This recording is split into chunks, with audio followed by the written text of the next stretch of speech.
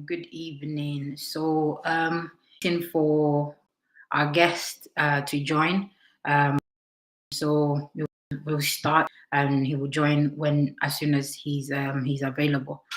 So I'm going to use this opportunity to say thank you our guest, to everybody who's been with us throughout the year, since changing the narrative started.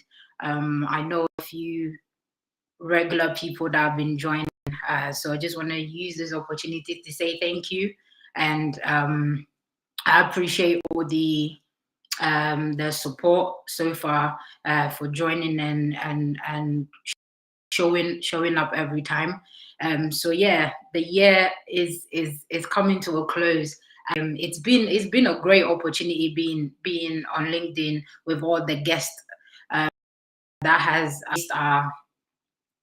our screens, or I'll say our pages. It's been amazing. Okay, I can see Joe here. Hello, Joe. Welcome. Waiting for you, and thanks for joining us, for accepting to be our final guest on changing the narrative. I am very, very excited about this one. I'm always excited about my guest, but this is a very unique guest. I think it's because I've met him a few times and we have a lot in common that we keep discussing and so on and so forth. So I'm very excited about this one. Not like I'm not excited about every other guest, but yeah, we have a common, and I'm happy that he's finally been able to join us this time, because I've been chasing him for a while, and here he is, being our final guest, full of, very humble, and always willing to help. Yes, if welcome. So this is how it's gonna go. As George is talking, or as we're going through the event, you can put your comments or your questions in the comment section, and we'll have time to ask George to answer for us. Hello, George. I guess you're very cold in Edinburgh. Yeah, it is. It's that time of the year. How are you? Yeah. If you can speak up a little bit. Oh, you can't hear me. Your voice is quite low. Oh, okay.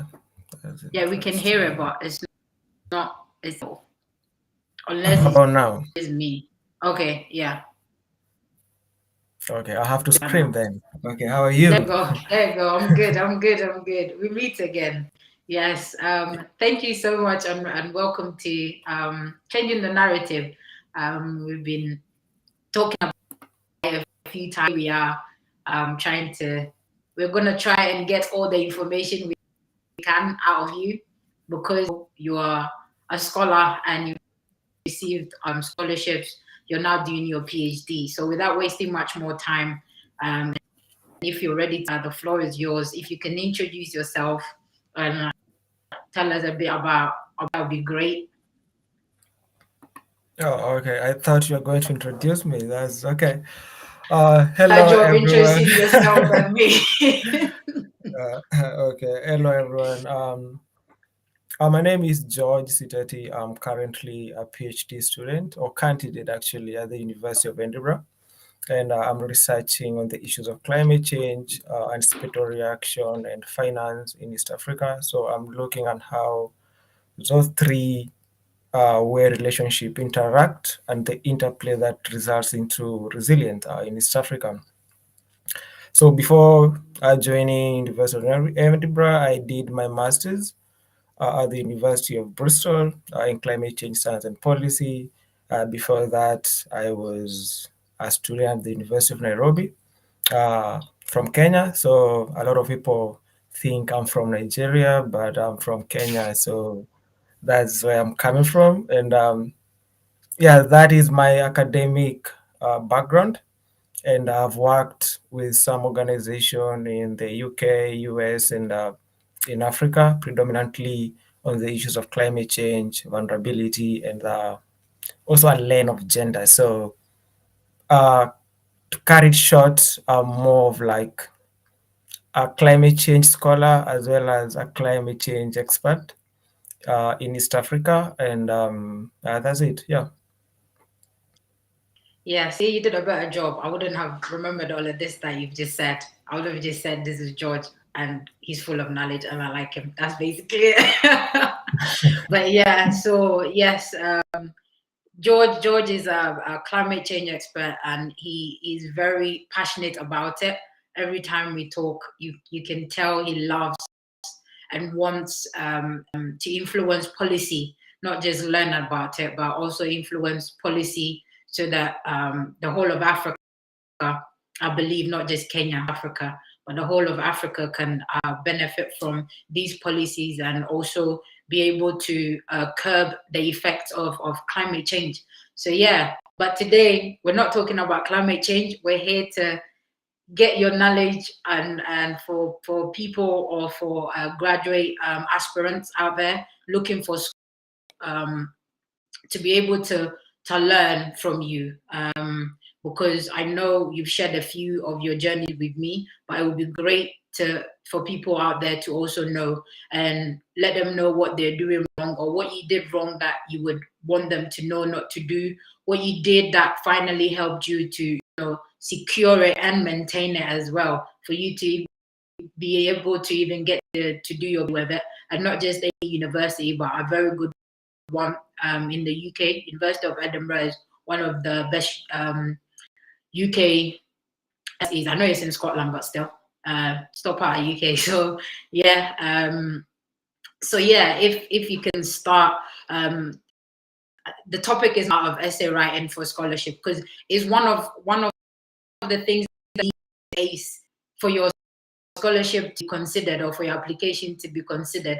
And I think we had a few talk about it, and we had a few jokes about it, but hey, people are still doing it, and until we let the information out and educate people on it, people will probably can such without even knowing that is what is costing them. So yeah, so if you can give us a brief, and the floor is yours. Oh, okay. That's a very broad question, and I'll try as much as possible to answer it. Okay. Yeah, so my scholarship journey started when I was a fourth year student at the University of Nairobi. That was in 2019. I applied to a couple of scholarships with no knowledge of what I was doing. Literally, I was just trying to apply for scholarship. I was trying to get out of the country and to get access to really good education. But I applied to a couple, as I've said, like 5 or 6, which automatically I was rejected because I didn't know what I was supposed to do. And then after my graduation, that's when I was more inclined to understand the entire process of a scholarship application. And just to put into perspective, I've applied to more than 30 scholarships in total, and I've got I was accepted to 3 scholarships. I mean, out of the 30 scholarships, there's a 10% acceptance rate, so 90% I was not accepted. So what I was doing wrong predominantly, I would say I didn't know what I wanted to do. I didn't know what the university was going to offer me.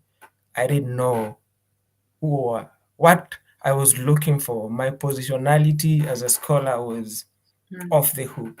I didn't know what was going to happen to me after my school. I didn't know what I was looking for. I didn't know anything. So I started applying for scholarship, and it was more of like, knee-jerk reflex, whereby you just automatically sail off and you want to do better, but you don't know what you're going to do.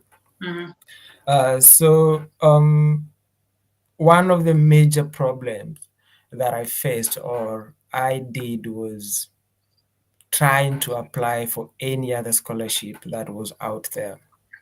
So I'm a trained food security expert as part of my undergrad, but I was applying even to politics, courses in politics, and I was applying courses in, aeronautical engineering. I was as Wow. naive as I might not sound right now, but the naivety 3 years ago was very visible.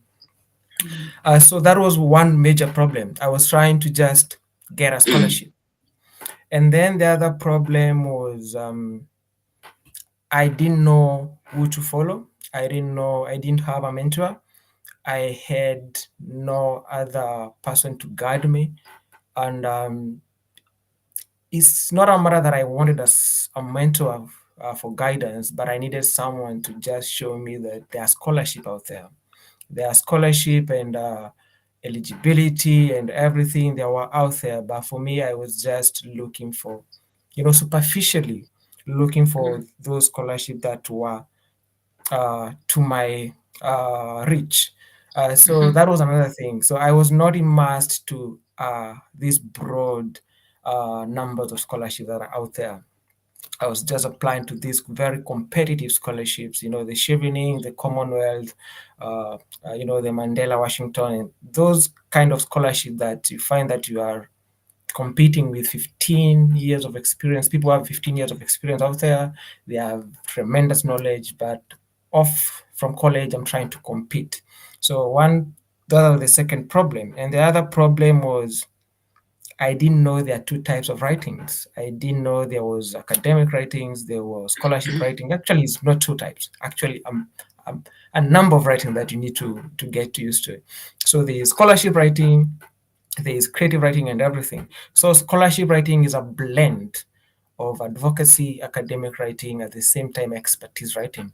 So you need to have that as a confluence or like as a merge together. So the interplay of those different writing skills has to appear in your essays and everything. So majorly you need to understand that that was my major problems.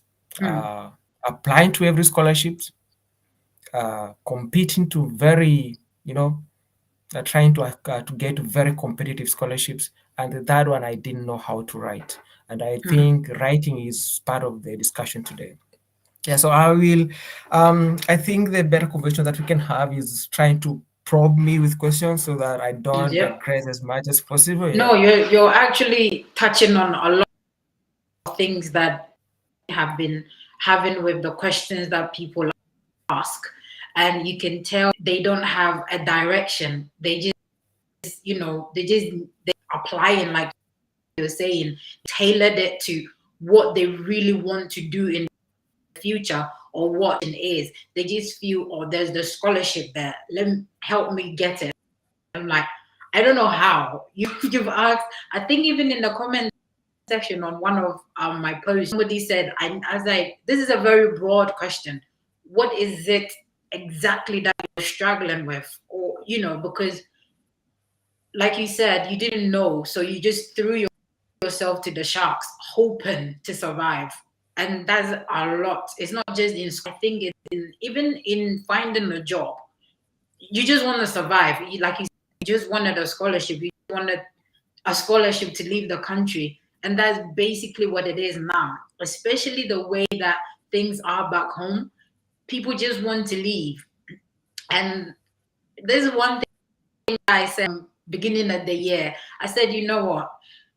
Being out of the country is one thing, but you will come and face another thing in a different country and frustrate yourself. So if you're going to do it well from the beginning. Go through the pain and then get it right and enjoy the journey without actually going too much into that.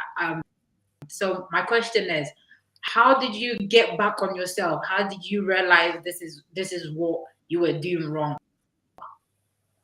For me, I learned through the hard ways or the hard ways. It was a multiple occasions, so very multiple occasions. So I remember I used to apply for scholarships, and while I was writing for other scholarships, rejections email could pop in, and I was like, oh, this is a rejection. Okay, I need to tailor this another, because Mm, one of the problems that I used to have was repeating my scholarships using the same personal statement or the same application style.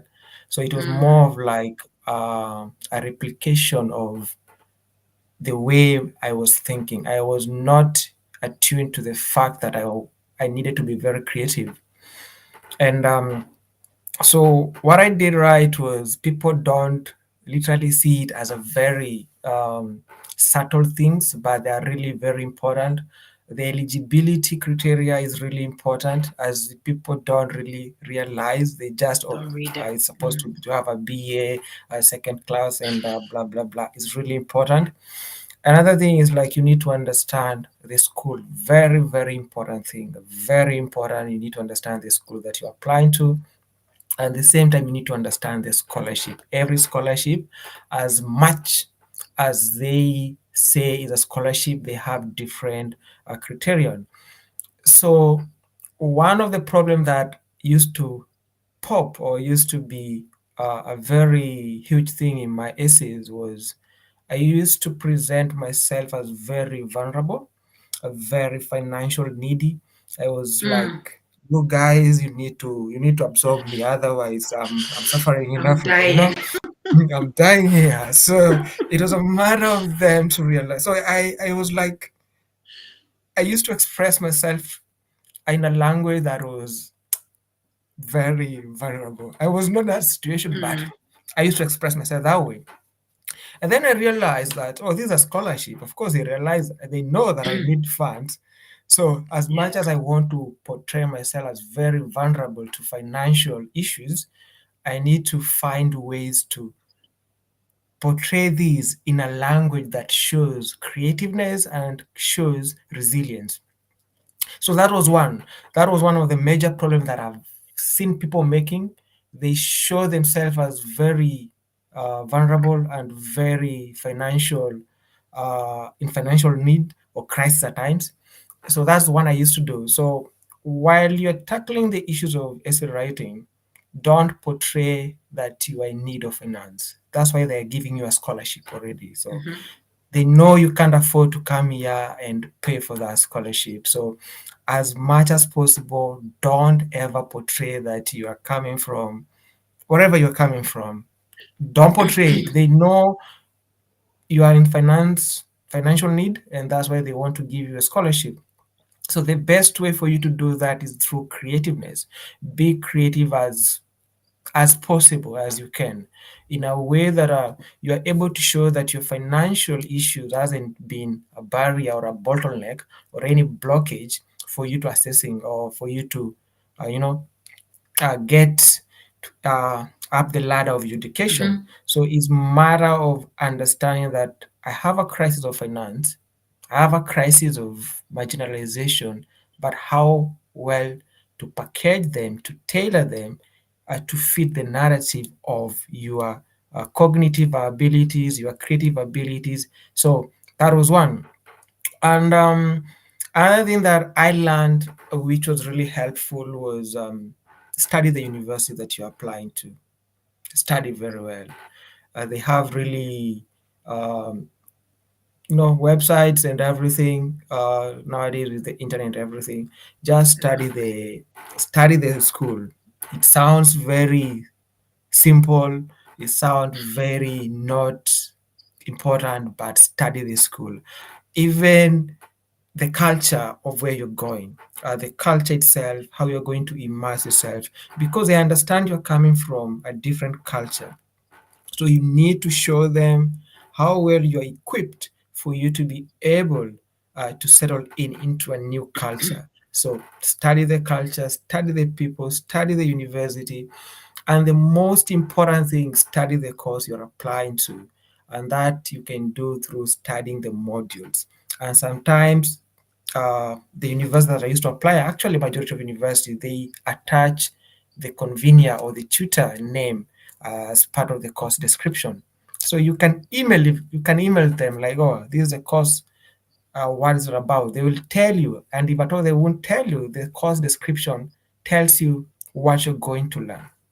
So by doing that, you are going now to have a very tailored essays. And as much you're writing for scholarship, as much as we are still, we haven't moved to Mars or anywhere, as much as we are still on Earth, always tailor your scholarship to solve the 17 Sustainable Development Goals. Very important. Always tailor them to solve the problems. Because if you look at how they are linked, they are always linked to the studies. Particularly for my case, the climate change, the issue back at home, I had to link it to the SDG number 13, climate change. So as much as you're trying to apply for scholarship, always link to the SDG because they want you to solve those problems, and the world is globalized to solve those 17 SDGs. Wow, that's very insightful. Yeah. So you've touched on a whole lot of things, and thank you for that. So I think one of my guests actually related applying for scholarship to like a guy chasing a woman or a girl. Don't go with your weakness, because that just puts everybody off. It's like, yeah, whatever. So even if you have a massive strength, starting with your weakness, for example, like you're in dire strait, they know it, like you said, that the scholarship is there. So don't even, I would say, don't even bother talking about it, because you're applying that they know they help you out with. So don't focus too much on it. However, let them know why you feel you deserve that scholarship, i.e., these are my strengths. And when I'm able to get this help, I will be able to accomplish ABC, or I'm even doing it and just need this help or the financial to further my knowledge and so on and so forth. So yeah, I think you spoke about the L, or the academic writing and different style of writing. If you can touch on or a few of these different styles, that would be great. Yeah, our scholarship essays are always they always like have those sub themes within them, and even if it's a one essay, scholarship essay is always one personal statement, motivation letter, or they sometimes call it, yeah, personal statement. Those scholarship are always, be it a scholarship, personal statement, is always divided into four categories. The one category is your introduction, like your background, just you as yourself. And the other thing is the leadership part of it. The other thing is your career aspirations.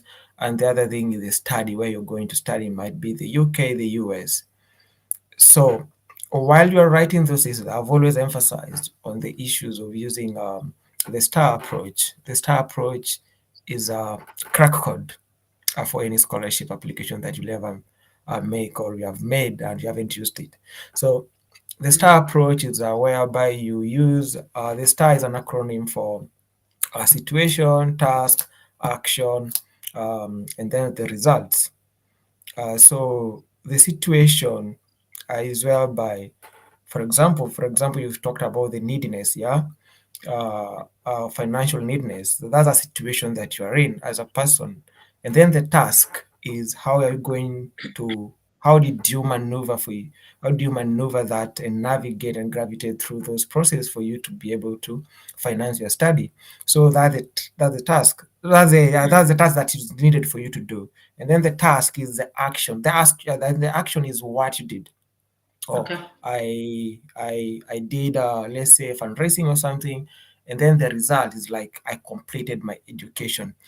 So in any scholarship application, as much as you don't have um, tangible examples that you can do, it it is important for you to use the STAR approach.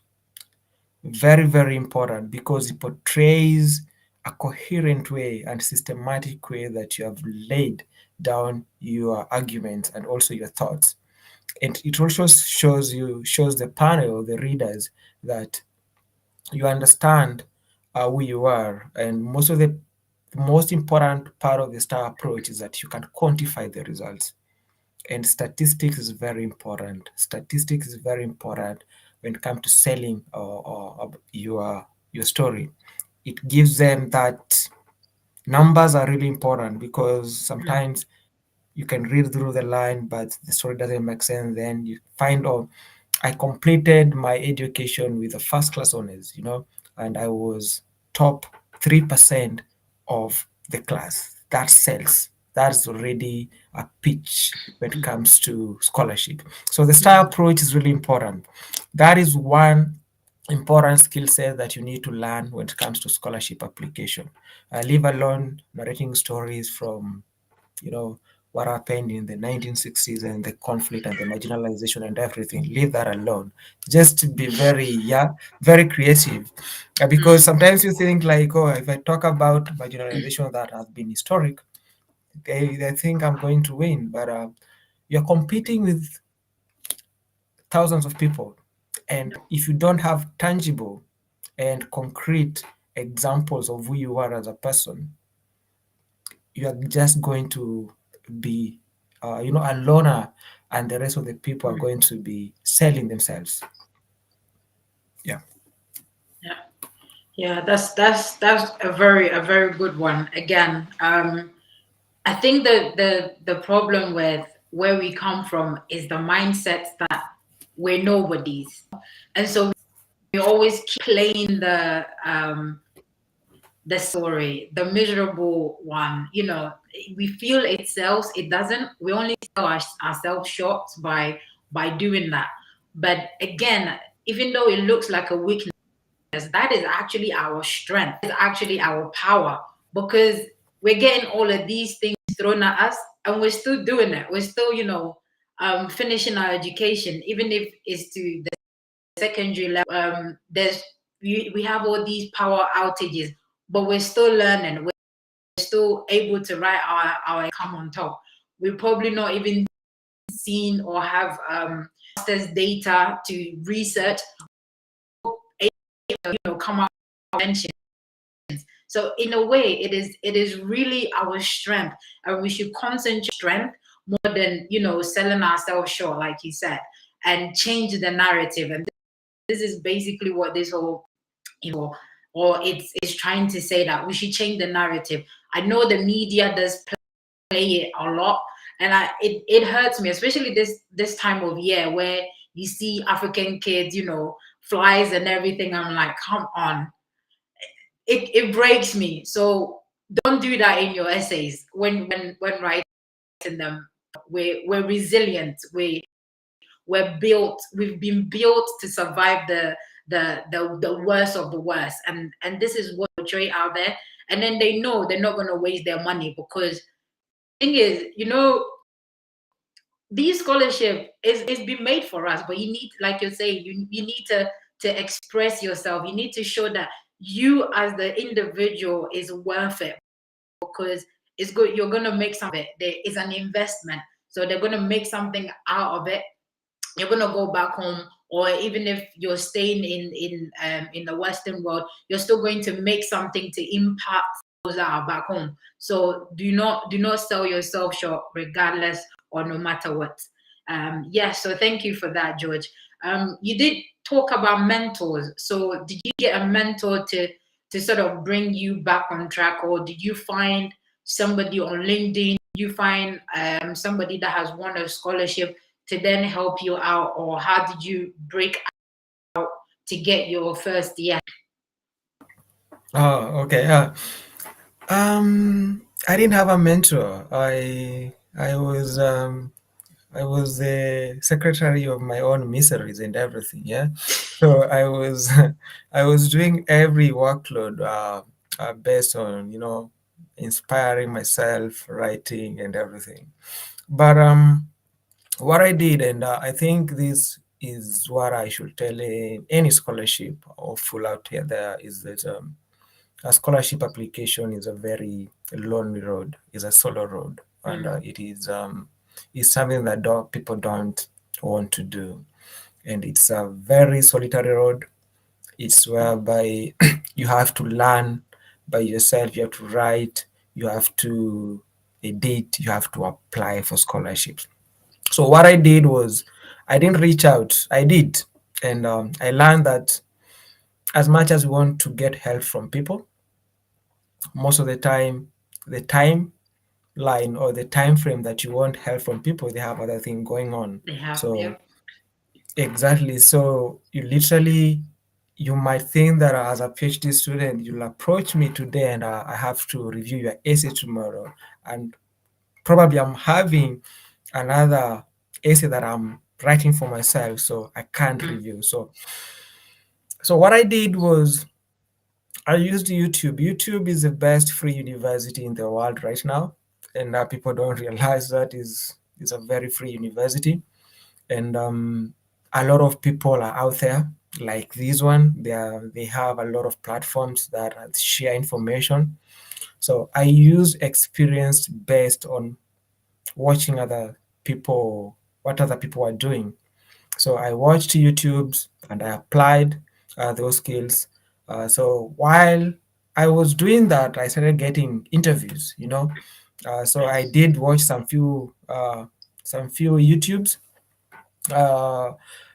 videos, I mean, and then I got some interviews, and I was like, yeah, okay, this is working. I should watch more. So I didn't have a mentor, and I don't think you need a mentor when it comes to scholarship application. You need you need a mind that is able to accept that rejection is coming. Only a few number of people, 1% or 2% are usually the ones getting scholarship, or only the first time they attempt to get a scholarship. A majority of us get it after the 30th time. And I think you learn every day.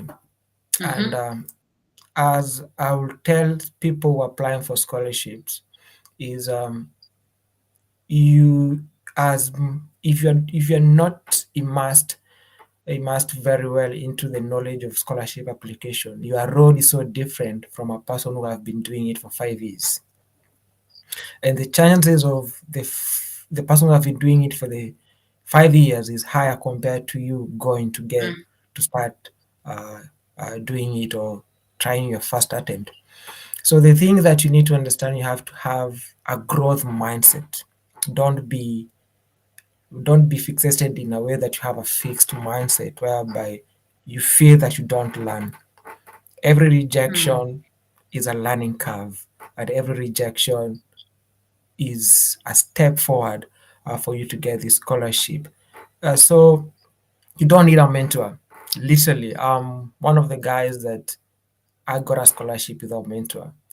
I relied on free uh, resources. I Resources. read and everything. You don't need a mentor. You need yourself, and you need to be very proactive in accessing or in reading those resources. Because as much as people you have a mentor, you know yourself better. You know what you want, and you know your goals in life. So it's only you who can, it's only you can literally push yourself. You can have a mentor, a very good mentor, but you don't have the capacity or you don't have that assertiveness to get where you want to get. Yeah. Yep. Yeah. And yeah, again, thank you. On a few things that I wanted to elaborate a little bit. When you said, even if you have a mentor and you need them to review so and so at this, and they're also caught up in another thing, it's true. You would have nobody else but yourself to rely on, and this is why there's so much of motivation saying it starts with you. Like you only have you. And again, I have had to learn the hard way that regardless, because things happen, life happens. So you only have you. So if you're not investing in yourself, you will not even be able to give as well. So it always starts with you. To keep to invest in yourself and learn from your mistakes, like have that growth mindset. You don't, I mean, people telling you you're good is a bonus, but if you're not telling yourself that you're good, if you're not trusting yourself that you're good, me telling you or other people telling you will probably still not mean much, because you need to believe in you. And this is what makes the difference between people that keep doing extraordinary to people that don't. You see people that are from faking it.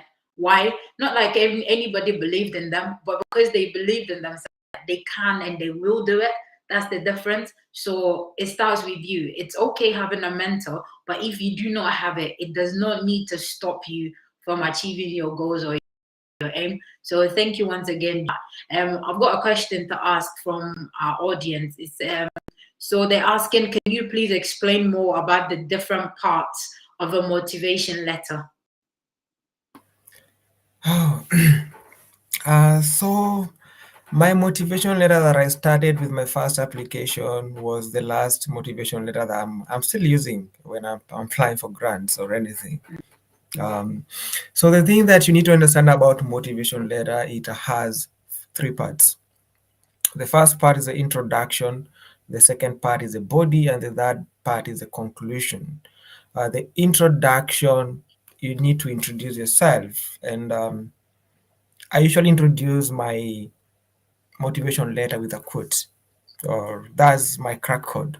And I don't know if it works for everyone, but it does work for me. I find a quote that relates to the kind of the essay that I want to apply. It can be a quote, and particularly for the leadership, I use Warren Buffett a quote. Leadership is the ability to translate visions into reality, and then that's where you just, with that kind of an introduction, you just hijack the reader's attention, and it gives him or her the ability, oh, this guy is like, oh, it gives the reader that motivation to read your work. So the introduction part of it, you introduce your work, you introduce yourself, and you introduce the school or anything. So like uh, why you want to apply for a school, and uh, why that school, and why that program, and the SDG that you want to solve. And then the second part of it, which is a body. Now the body talks about, it has three segments as well. So the school, why that program as well. That's when you go deeper into the modules now. You talk about module A is going to teach me this, module B is going to teach me this, module C is going to teach me this.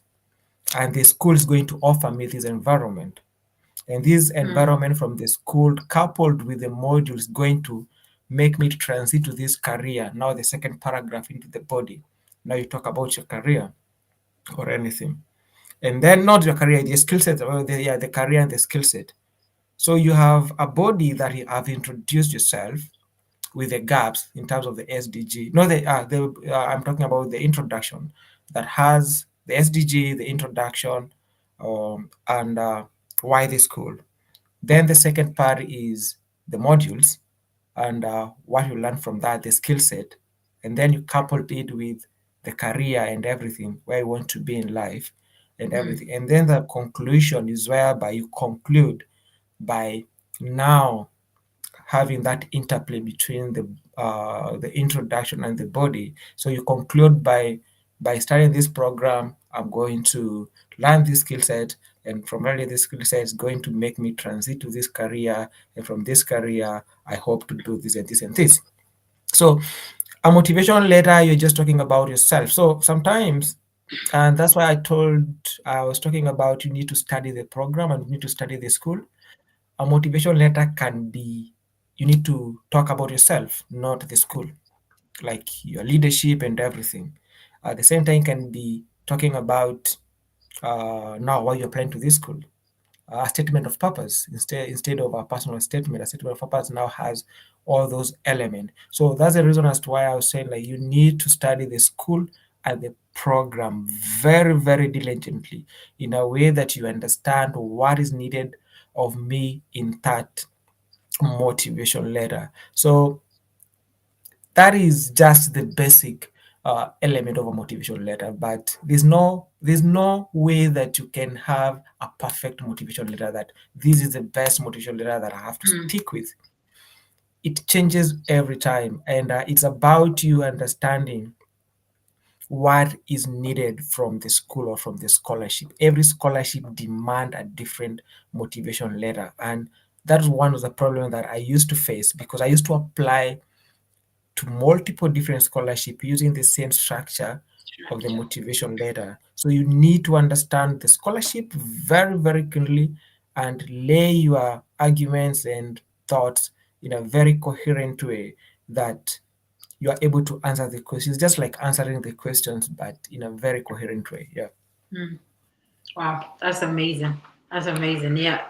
Again, it's the same way. It's like when you're applying for a job and you use the same CV for a managerial role, for a supervisory role, for, like, it doesn't work. So it is. It seems common sense enough, but unfortunately, there's a lot of us still making those sort of mistakes and trying to. I mean, there are chanced it and they basically got it, but you might one. So if you're gonna do it, I would say do it right. I mean, what do you stand to lose? It helps with your right. It helps with you to tell your story properly.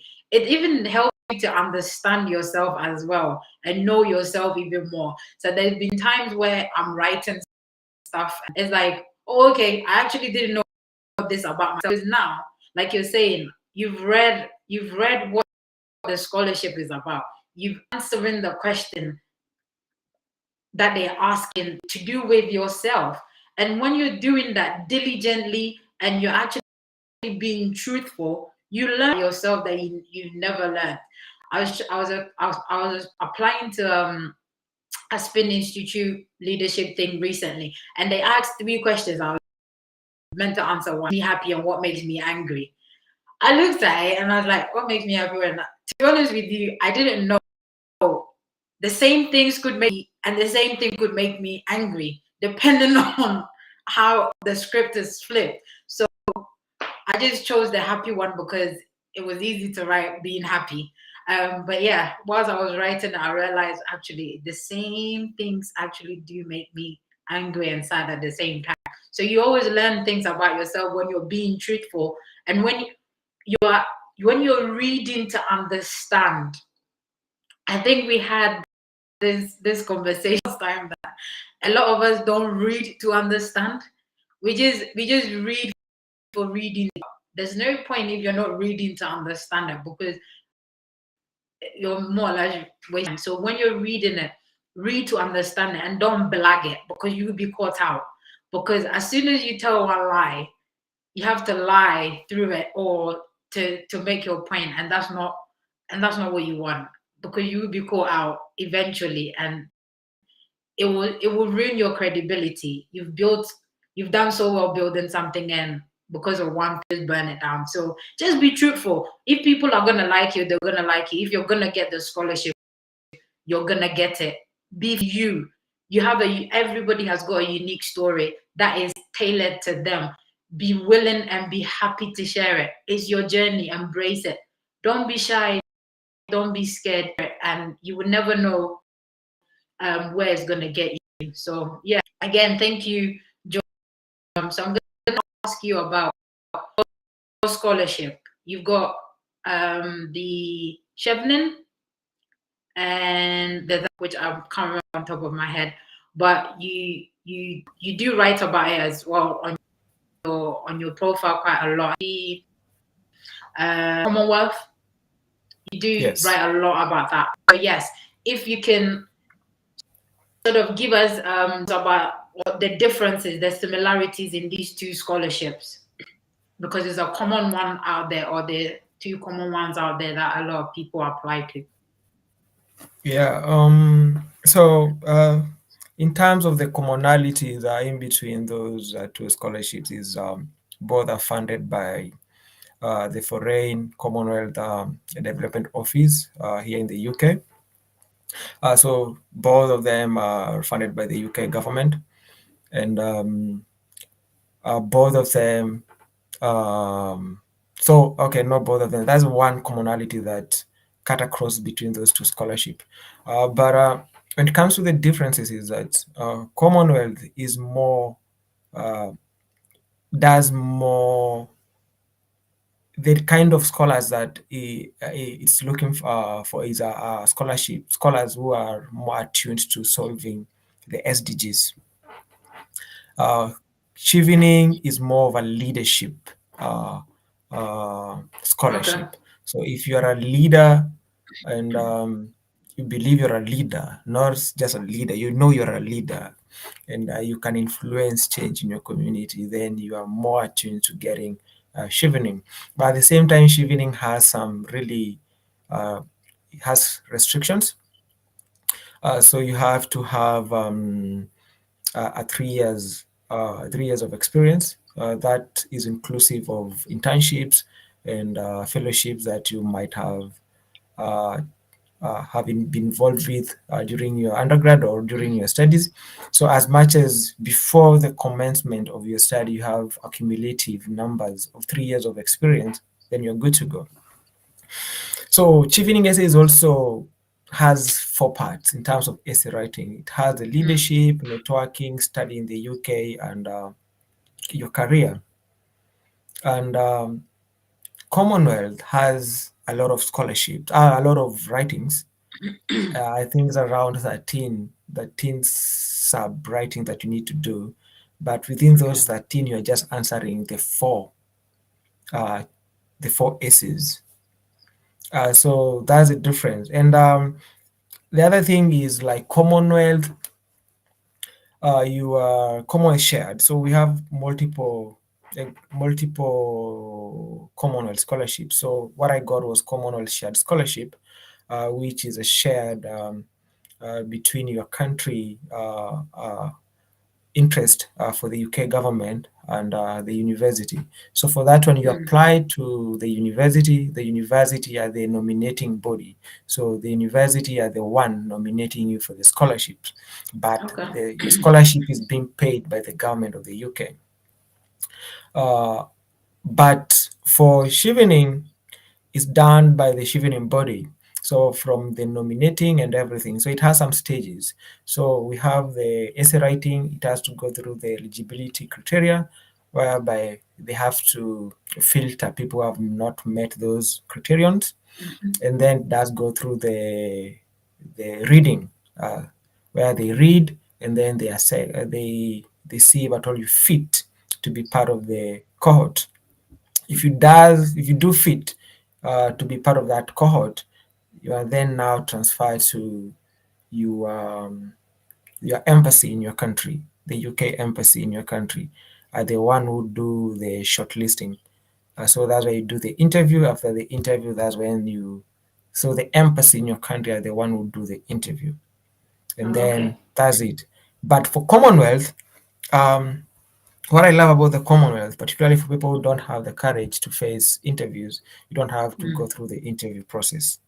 As long as your essays are clear, are really elaborate, and they speak to the kind of student that the scholarship are looking for, you have a good chance of getting a scholarship. So that's it. So that's the different. But all in all, both the scholarship are really competitive and very competitive indeed. And I think that's it. They are very competitive compared to other scholarships, and but at the same time, very well you can get to these scholarships. You can they are very, as much as you believe in yourself, you can just get to these scholarships. Just a matter of understanding what the That's scholarships we're wonderful. looking for, and you're Mm, going to get those scholarships. So then there's no crack code. There's no a model of getting to this scholarship. Just mm, getting to this scholarship. And another thing that I'd love to talk is not about. Sometimes people tend to see luck as being part of the scholarship, which is I tend to see it as not luck.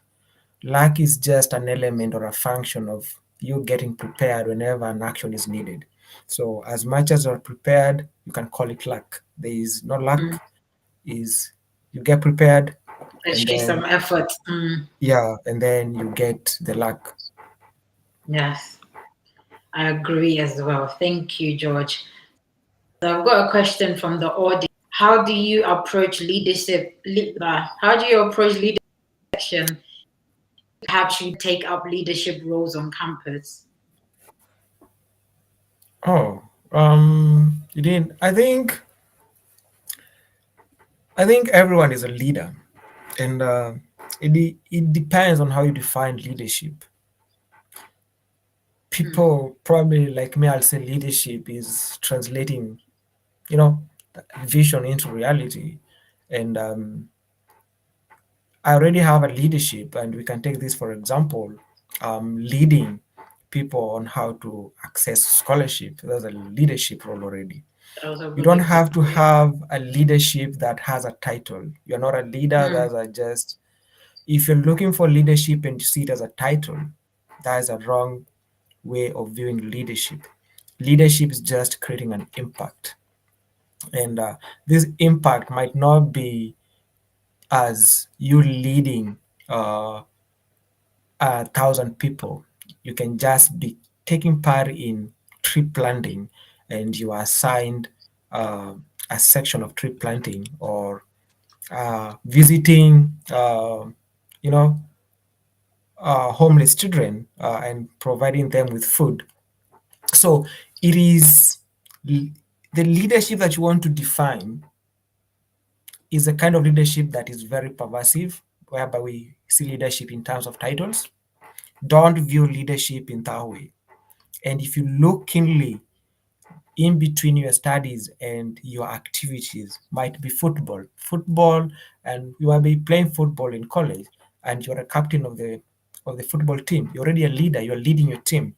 So don't view leadership as a title based uh, uh, something, or a title based concept. View mm, leadership as something that you have created an impact. And if at all you've created an impact, even if it's just one person who have been impacted by your leadership or an action that you have taken, that's leadership. That's already leadership. So don't be fixed again to think leadership as something that I have to have a title. You are a leader already. You're also leading your life. You're leading your life from, you know, you're already a leader in a way that you lead your life. And even the way you relate to other people, collaborative studies, even in your studies, you have those group discussions. Probably you are leading in those group discussions. And after leading that, there we have the situation whereby you have a group discussion that have to be taken. The task is you are leading. The action that you took, you are like you looked for materials, and the results is like everyone passed with an A. That's already a leadership. So you don't have to be out there like politicians or either like campaigning and everything for you to consider yourself as a leader. You just have to be you see yourself as a leader, believe in yourself, look at what you have created as an impact. mm. Yes. Yeah, that's so true. Um, Again, I think we need to meet and put this have like a another where we talk about the our environment that we come from, or that we've grown up in from back home, because a lot of this is because of how things are taught and the understanding out there, that mindset back where we're coming from, that certain things has to be this way, this thing has to be that way, and we grow up like restricting our thinking, restricting our impact, restricting the things that we can actually move into. Like you're saying, I mean, even if nobody listens to you, right? But you've championed life. That is leadership. That is all it is about. Because at the end of the day, like if you have a title, for example, and you show no leadership skills. So leadership is a skill. It's more of an ownership to you. It's a person. Let me put it that way. Leadership is a personality. Like they say leaders are born, not taught. So everything being a good leader is how you apply the inner things in you and how you body the skills and everything else that comes with it. But it's more or less in you. Everybody is a leader, like you're saying. But it's more or less how you embrace it. So even if you arrange things in, for example, if you're able to set up a surprise party for your little brother, your little sister, your family member, that is leading in a way. So again, it doesn't have a title, and I agree on that. So yeah, thank you for that. A question: is there an age limit on application of these scholarships? I'm gonna let you answer Mm, that. you will let me answer that, or you are saying you are not going to let me? No, so yeah, I'll let you answer that. Yeah. Yeah, so now here now comes the very important thing that I said during the onset of this meeting. It's really important for you to read the eligibility criterion of the scholarship. They are very subtle. They are very, very minute things that people don't read. So, for example, Chevening scholarship doesn't have any restrictions. Commonwealth does not, but you find some scholarships they have age limit. So, it's a matter of understanding which scholarship you're applying, and the eligibility criteria is your, let's call it your your star. Follow that. You know, make it your leading arguments or your leading compass for you to understand how to apply for that scholarship, because everything is said there: the age limit, the type of scholarship that they are offering, the number of students that they are going to offer the scholarship. So the eligibility criterion is your scoreboard of understanding how to go through, or what are uh, the the criterion for that scholarship. So a lot of scholarship don't have an age limit. A lot also have an age limit. It depends with the scholarship that you're applying for. Yep. It's all in the eligibility criteria. If there's a age limit, it normally does say as mentioned. So yeah, read it, understand it, and all of this in front of you to know. I think this question to ask how important proficiency is when it comes to scholarship.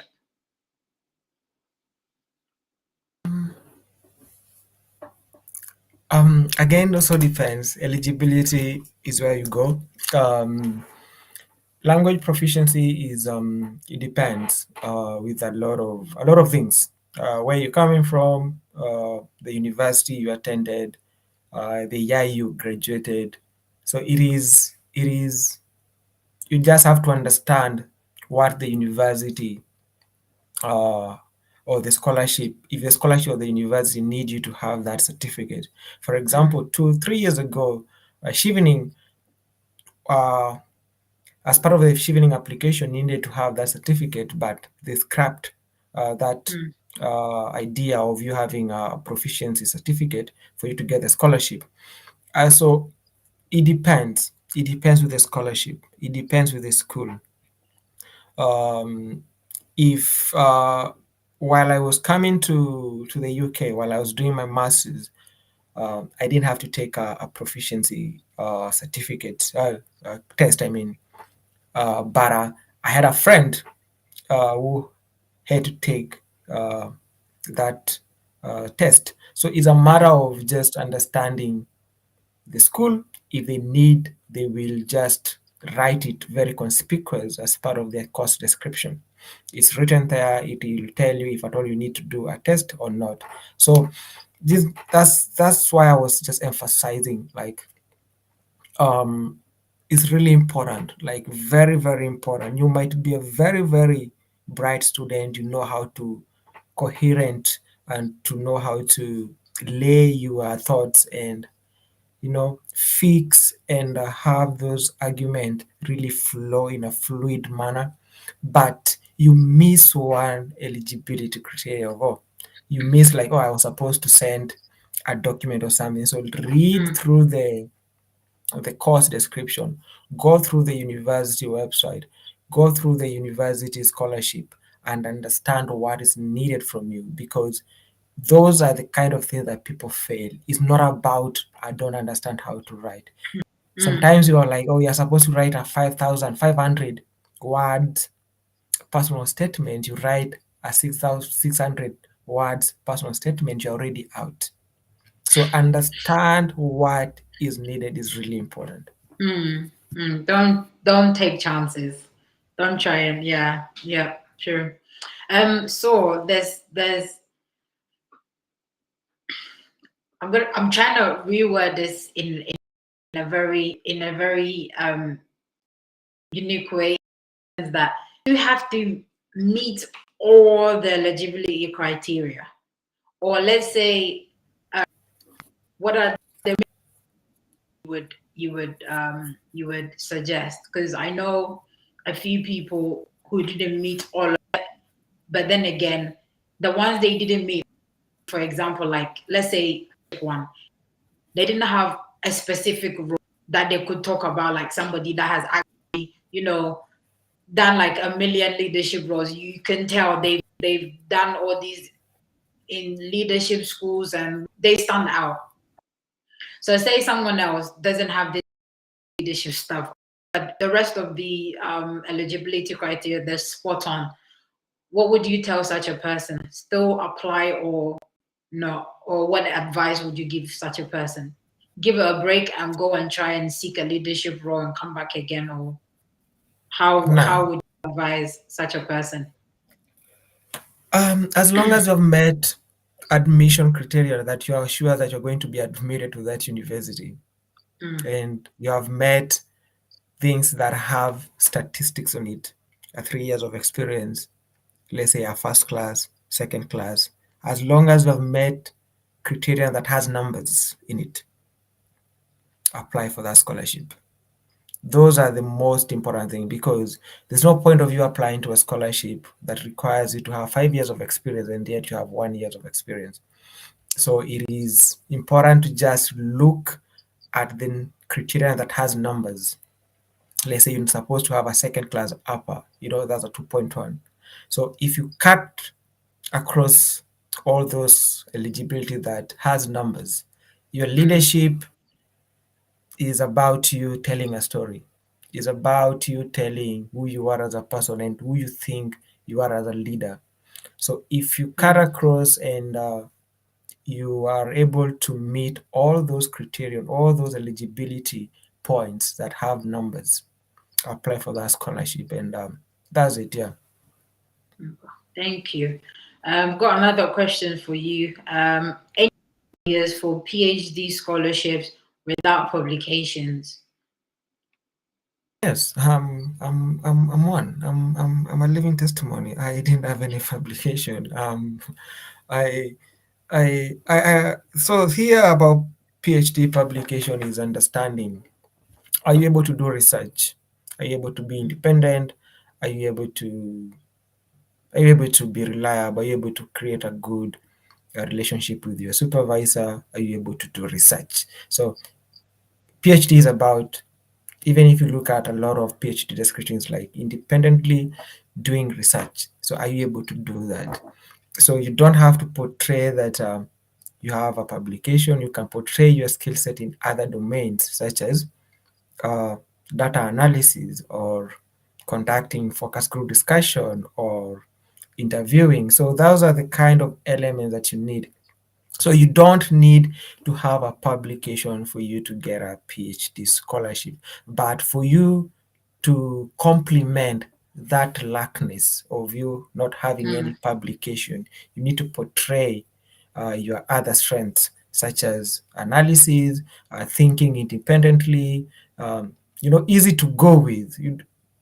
They just need those subtle things. So you don't need to have a publication after all. You don't need at all, but you do need to portray strengths in other domains of your researchability and everything.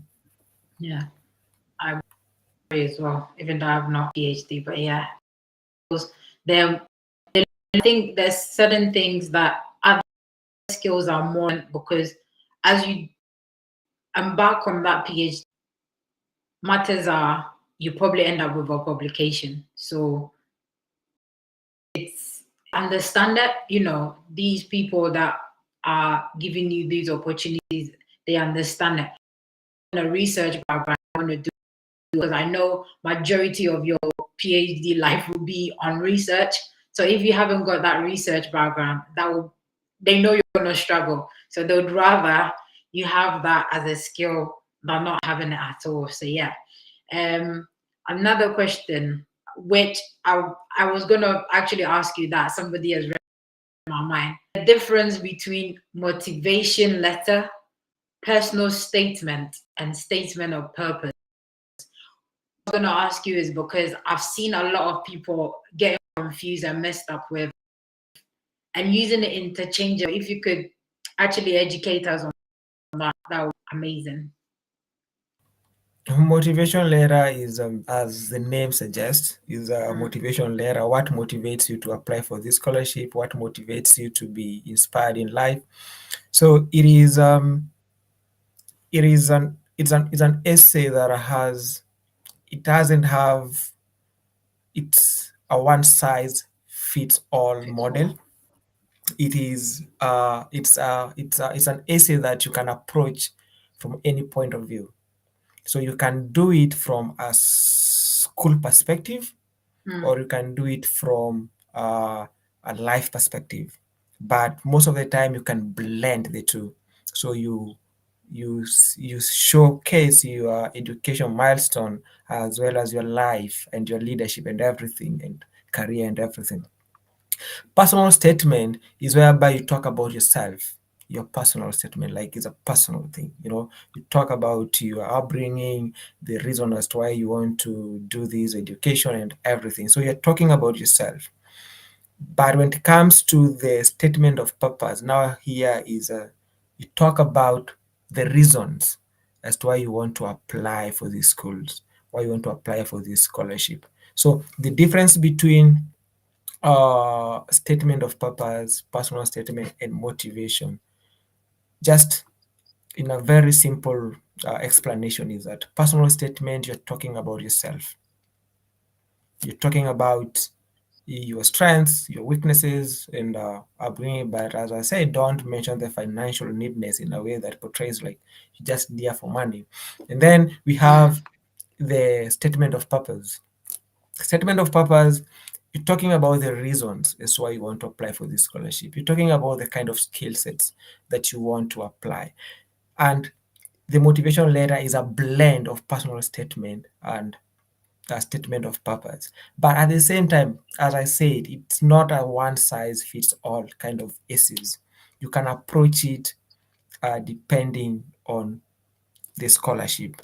That's why you need to understand the scholarship. Because if I'm asked to write about a personal statement from a chevening perspective, I'm going to blend as much leadership and education and the kind of leadership that I'm going to get from this scholarship. But if I'm approaching it from a Commonwealth perspective, I'm going to show how gaining skills, I'm going to solve the SDGs. So it's really important you understand the scholarship, because the scholarship is your compass on how you're going to tailor your application. Right, thank you. So I think this might be our final question. And it's going to be upon to you.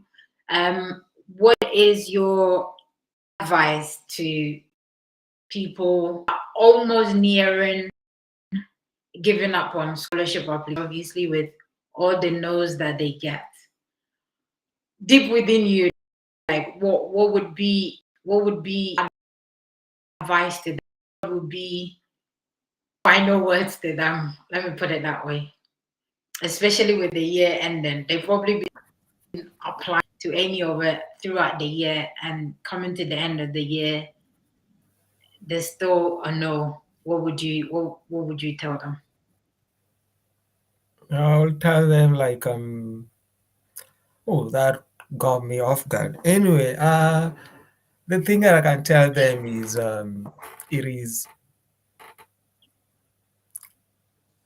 you will get turned down, you will cry, you will think less of yourself, you will meet a lot of obstacles, and the the thing that differentiates you and the person who's going to get a scholarship is that the person who's going to get a scholarship did not quit. That's the only Mm, difference. So quitting should not be part of your life, and that it's not only on scholarship. I think it does apply across all life adventures or all life endeavors. mm, As you quit, you're out. No, as much as you want to lament and you want to be mad about anything, once you quit, that's it. You're out. that's when you're out. But yeah, as I told you before, like I used to apply for scholarship, like writing, very passionately and inspired. Like I'm here writing very, I'm going, and then an email will pop in. Sorry, George. And the funny thing is, like, they usually start those email with very, exuberance. I hope this email finds you well. No, it didn't find me well because a rejection.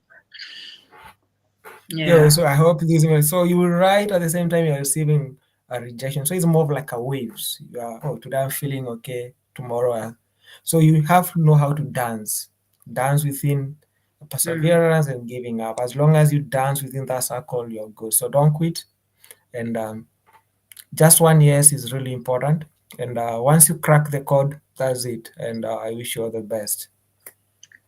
Wow, thank you. There's no need to add anything more to it. You've already said it all. There seems to be one around Commonwealth. So it says Commonwealth, you're not nominated or nomination body with a scholarship. Would that affect your eligibility for application?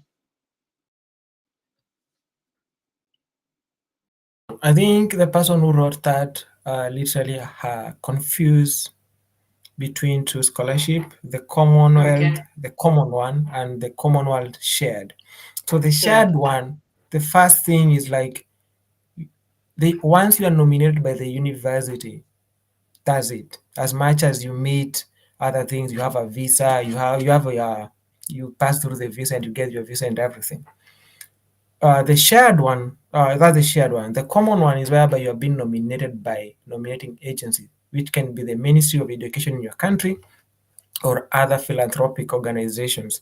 So it's the same process. You have to be nominated first, and then after Right. One nomination, doesn't that's it. So affect the other, or no, does no, it? you can I think the question. apply as much as possible. You can apply to 15 this and this. Okay. And sometimes I had a friend who was nominated to six, yeah, six um, scholarships. The Commonwealth and the Commonwealth shared and the common one and the Okay. Chevening. So both are funded by the UK government, but he endeavored to take the chevening. So does not affect anything. Apply as much as possible. At the same time, you're spreading your risks. Hmm. Nice. Yes. So thank you guys. I think we're gonna wrap it up. It's been very insightful. Again, like I'm saying, I was looking forward to this one. Thank you so much for sharing your and giving us all of these encouragement and something to go into the new year with. However, if you're still doing your applications, right? I get it. It's the end of year, but it does not stop. This is when people would probably make it into the cut because they've not seen that it's the end of the year. To them, life is still going on. Than those that stop and say it's the end and start all over again the following year. So keep going, keep reading over and over again with your essays. You need something. You should ask yourself, if I am scholarship or if I'm giving this out, this application, and someone put this in front of me, would I accept them? If you start doubting yourself, chances are you probably not, unless you're being too hard on yourself. Sometimes when you read something and it stands out to you. If it stands out to you, try and fix it. Don't chance it. Because if you can pick it up, trust me, these board of directors and board of whatever, they've read it over and over again. Chances are it will stand out to them. So don't leave anything to chance. Give it your best shot. Give it your best in whatever that you do. And from the beginning of this, in case you came in the middle of it, um, when you're and scholarship and whatnot, don't just give or have the mindset that you want to leave the country that you're in, because chances are you can meet worse stuff the country that you're coming to. And take it from us who are here, it's not all rosy. So last thing you want is education. You got this chance and you're not even enjoying it. Unnecessary stress to your life. Pick the subjects, the topics, the career path that you want to go or you want to go into, and then apply to these schools, these courses or programs, and with the right scholarship. And only be a benefit to you, only help you to enjoy the process, because it's all about enjoying the process. And it will also help you to educate other people, to also give the best advice out there that are looking up to you or would even use your journey as an inspiration. Just as got George here, use journey as an inspiration to all of us. So without wasting much more time, thank you so much for your time. And I wish you all, our viewers, our joiners throughout the year, been great. Thank you so much. Enjoy the festive season. Do not give up on your goals. Keep moving, keep going, keep trusting yourself, keep pushing yourself, and you will get there. At the end of the day, I do believe it gets better. And actually, George did say something. Use the growth mentality, like use it. Always be aspiring to grow. Do not limit your thinking and yourself. Always aspire to grow, and you get there. So, George, your last words for us. Oh yeah, I forgot to tell you about what there's something called peer review, Mm, which you should find when you're applying, and you need to have a mentor. Particularly, you want me to be your mentor, but I'm still in the middle of me doing my fieldwork. I can't be able to review your work. Find people within applying, the people applying in the same space, your friends, and review the documents for each other and offer mm, critical feedback. So we have two types of feedback. We have feedback and the critical feedback. So is tough love.